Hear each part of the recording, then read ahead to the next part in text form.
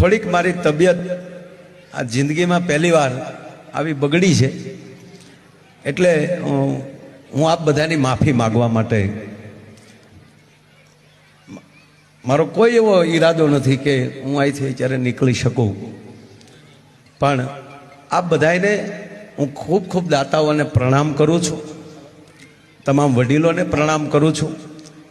પ્રમ દિવસે સીએમ સાહેબ પધારે ત્યારે પણ બધાય ભાવથી, એટલે અત્યારે રાસ ગરબા માટે ની વાત છે કે બધાએ રાસ ગરબા રમજો, અને તમામ વડીલોને ક્ષમા માગું છું કે આઈ એમ વેરી વેરી સોરી, ક્ષમા કરજો.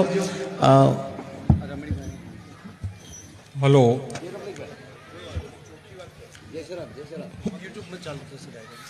અત્રે પધારેલા ગામના વડીલ ભાઈઓ બહેનો દાતાઓને એક જાણ કરવાની કે માયાબેને અડધો કલાક પહેલા થોડો છાતીમાં દુખાવો પડ્યો છે.